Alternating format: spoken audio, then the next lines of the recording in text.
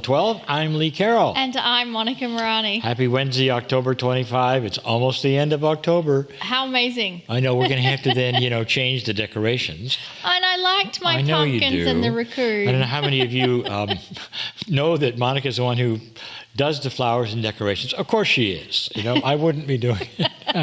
I hope you liked it. If you do, you can say thank you in chat. And if you don't say anything, okay? Yes, keep that Just to keep yourself. It to yourself. Here we are again with a heartfelt 90-minute program just for you. Every Wednesday, we feature special guests, questions and answers, discussions, and meditations, weird stuff, and channeling. Hey, what is that around us? Well, by now, I think you know that there's something brand new that's arrived in our Healing Wednesday membership, just for the membership, and we hope you didn't miss it. Well, I think, Lee, that by now I'm pretty sure everybody knows about the green mist. And like Lee said a minute ago, it's exclusively for members, and it's where you get to experience a 40-minute guided meditation from Lee and I. In the green mist, we meet 7 profound healers in a very special, powerful healing energy. The first one happened on October 1, and it's available in your portal as a replay. And the next green mist, well, that's going to happen Sunday, November 5. And if you're not available for the live stream with chat, that's okay, because again, it's going to be in your portal as a replay. Yeah, that's right. The green mist comes to you the first Sunday of every month. Yep. It's our way of thanking our membership, some of whom have been with us for a full 3 years. Thank you for being a Healing Wednesday member. I think they are Healies as well, though. we heal. That's a word that Kryon says, that when you're the one receiving the healing, you're the healee. But anyway, what I want to talk about now is affirmations. That's right. It's time for the affirmation of the month. And this is the last time we're going to use the affirmation for the month of October, and then we will have a new one. So to help you say the affirmation, you'll see the words on your screen so that you can participate. So here we go. Warrior of Light, I invite you to join me in this affirmation. I possess the sword of truth, the shield of knowledge, and the armor of wisdom. I carry the mantle of God and use my gifts and tools for the highest good of all. I am wise beyond my years and see the blessing in everything. The life puzzles I solve are the catalysts for planetary change and increase the vibration of the planet. My very existence is sacred and blessed. I possess the sword of truth, the shield of knowledge, and the armor of wisdom. I carry the mantle of God and use my gifts and tools for the highest good of all. I am wise beyond my years and see the blessings in everything. The life puzzles I solve are the catalysts for planetary change and increase the vibration of the planet. My very existence is sacred and blessed. I possess the sword of truth, the shield of knowledge, and the armor of wisdom. I carry the mantle of God and use my gifts and tools for the highest good of all. I am wise beyond my years and see the blessing in everything. The life puzzles I solve are the catalysts for planetary change and increase the vibration of the planet. My very existence is sacred and blessed. Thank you, Monica. And I continue to just love the way we start these programs with these affirmations. So next month we'll have a new set of affirmations, and we hope you enjoy them. So what I'd like to do now is share some questions that have been submitted in the membership portal. And you can submit your own question in the membership portal, or you can go to cryonmasters.com/questions. So here comes a question, and it's from Laurel, and Laurel is in Seattle in the US, and he's asking, how is our consciousness different from the soul? Hi, Laurel. I know that in the past some metaphysical work has actually referenced consciousness as the soul. So I understand that confusion, especially from old scriptures and old writings. But in today's language, they're actually two completely different things. Even before I discuss that difference, I want to celebrate what's happening in our language these days, since we're starting to see some very elegant and needed changes, in my opinion. First, metaphysics in general is moving from the formerly spooky occult perceptions of many in the past to a more serious group of spiritual seekers. It's about time. And in the process, we are starting to define our reality and what we believe is possible in a very advanced spiritual current perspective. Consciousness was not even definable, the word, by Greek high thinkers. I looked it up, and even Plato had trouble with it. So I won't be defining it either. But I think I can give you an idea of what high consciousness is being seen as and even defined as these days. High consciousness is the state of awakened thinking, as perhaps measured by kindness and compassion and the sense of being whole with everything. So a person with high consciousness might be synonymous with the thinking and actions, perhaps of even a master. Now, the soul, and the word soul, has always been thought of as a part of a spiritual human being. It's almost like a noun, it's a thing. But it's always been a very esoteric thing that you have in our studies, and not something that you can visit or examine while on earth. It's multidimensional. However, now we are starting to think of it as part of a very tangible part of a human being, and something that can be sensed, and sometimes you might even be able to touch it in certain ways. In this Healing Wednesday series, we even visit the soul, which Kryon has told us is newly possible to visit the soul. That's a new tool with the energy of the shift that's going on the planet. So I hope that helps you to see the difference these days between those two words and concepts. We're also to see how much we have begun to change who we are.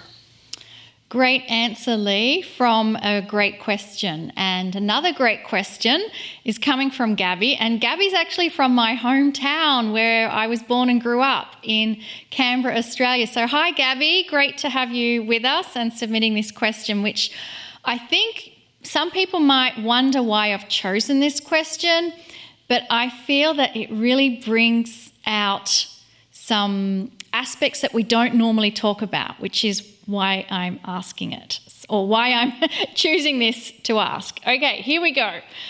Gabby is saying, please help me discern fear from intuition. Wow, fear from intuition. My first reaction was kind of like Monica's. Let's pass this question because I don't think they have anything to do with each other. Then I thought, wait a minute, I remember that for some, they actually can't tell the difference. And this has come from Kryon. I remember that Kryon told us many, many years ago that fear can emulate intuition. It's the great trickster.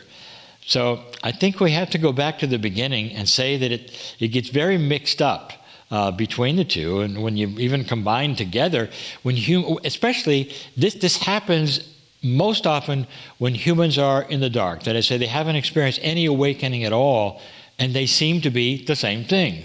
So our innate intuitive feelings that Kryon gives us to develop and watch for are not even on the radar for somebody who's struggling with duality. So there is no sensitivity to the difference at all. All right. The first step to absolutely everyone, for everyone watching this, for any kind of awakening is, number one, this may sound silly, intent to become awakened. Do you want to see a bigger you?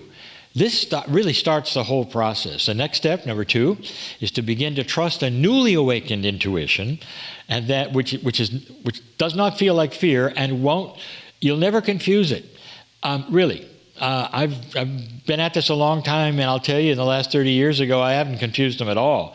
Really, I'd like to tell you that a person in the dark can't tell the difference between fear and intuition. It speaks the same kind of language. Fear is a survival instinct. It can make you afraid of a situation. To those in the dark, it feels like intuition. It really does. Fear becomes a very powerful force. It makes you move in a certain way. However, as we begin to awaken to a higher consciousness, even our chemistry changes.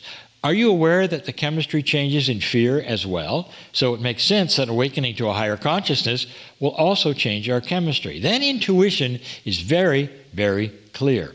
Intuition becomes friendly, and we watch for it. Fear then becomes very dark and unfriendly, and we can tell the difference. We can tell it, get in the back seat. That's how I see the difference, and it's not really something that I've had to analyze much. And the reason is for me that, again, I haven't had any trouble since I started Kryon. It's a great question, and I forget sometimes that I was there too, and it was a long time ago. Thanks for this very insightful question, Gabby, since I think it'll help us all be clearer in it.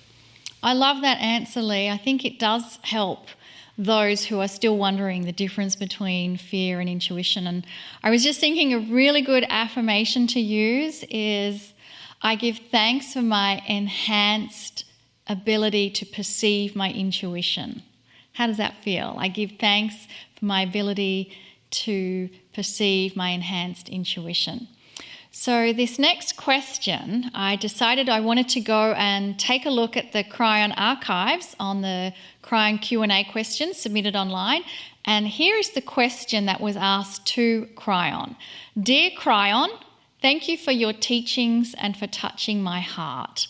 Being aware that doubting is an issue for me, I can't help having this question in my mind for some time, and I long to receive your comment on this. So let's co-create an answer to my seemingly silly but true question. Am I allowing or am I being lazy? Wow. This can be complex. So this person really is talking about doubting the co-creating process. Instead of co-creating, there's a sense of just allowing it to happen. And if that's what you're doing, are you being lazy? Here's what Kryon has got to say about this. Now, this is pretty complete, folks, but I'm going to give it to you as Kryon has given. Answer, dear one, it's neither. You are co-creating doubt. Who said that co-creation was always in one direction? Many co-create darkness and negativity and even depression. It's knowing how powerful you are that is the key. So, answer this first. Do you believe that you can co-create anything at all? There's actually, it's really funny in this, so that each day you co-create your reality, dark or light. Some of you enhance it daily. You enhance the darkness, telling your cellular structure that you are never going to make it. That's what happens when you keep saying that over and over. And actually, you're giving it directions at a time of demise. You say, I'm never going to make it, and here's where it's going to end. I don't know how many of you do that. Do you believe that what you think and what you do can cause reactions in matter and in your old cellular structure? It can. But if not, then that's your reality. You can't create it. You've never created it well. If you do believe you can change matter, then you also understand that what you do and say can be designed to start changing your reality. Thousands have done it, so this is not a mystery. Being lazy is also an issue too. It really is. That's the basis of this question. It's just like exercise. If you just sit there and do nothing, will nothing be the result? The answer, unfortunately, is yep. The energy of whatever is your reality will reinforce itself and continue. I'd like to put that on the refrigerator. This is not from Kryon. I'd like to put that on the refrigerator and read it every day. The energy of whatever is your reality will reinforce itself and continue. A body in trouble will continue its troubled ways and build upon that scenario until death. A mind without direction will go to the most common level of consciousness, often one that is shaped not by your intent, but by those around you and their influential energy.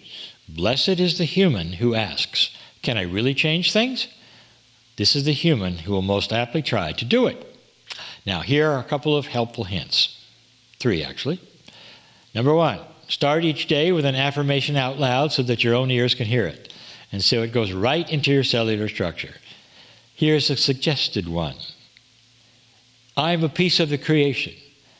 I've created my current reality and will create all of what I experience in the future.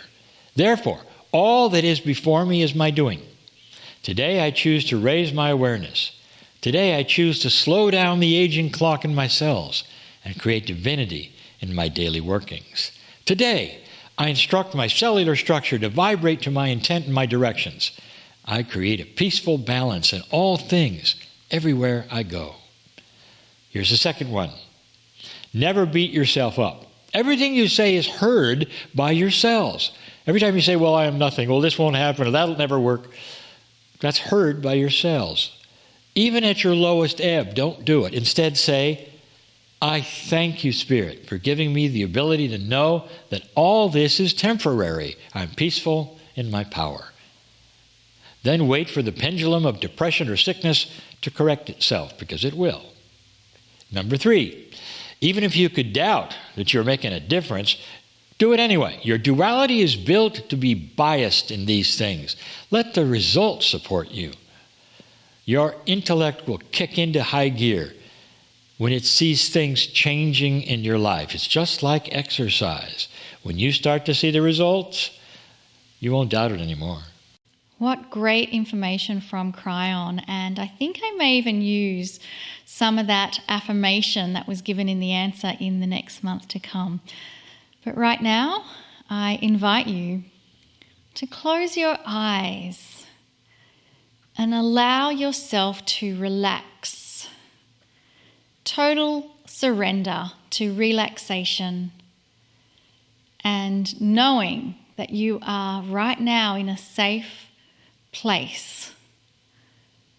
One that is connected with the divinity that's within you.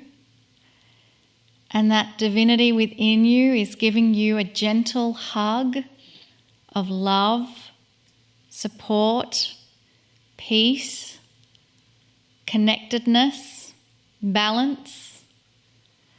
And in this place of total surrender to oneness and peace, let us now hear the final message about the Akash from Kryon. Greetings, dear ones. I'm Kryon of Magnetic Service. Indeed, this is the 4th and final lesson for this month about the Akash. The Akash, the Akashic Record, all of the energies of the system that it involves is complex, a lot more than 4 channels. So this will be revisited many times in different ways, especially as you start to feel it working for you, and especially as the energy of this shift changes. I don't know how many of you who have followed my messages, my energy, my love for 34 years, I don't know how many of you are here right now. But there are some. And you may ask the question, I've heard this before, Kryon, why are you covering this? 2 parts to that answer. Number 1, because there are so many waking up right now who haven't heard it, dear one. And the second part is because no matter what I taught before, it's being enhanced. This energy of the shift is changing almost everything. Now, can you see why? They have described your awakening as a slight lifting of the veil. What is the veil? Do you remember the definition of that? That veil is a multidimensional barrier, you might say, between the 4 dimensions you see and the multidimensionality that is the real reality of the soul.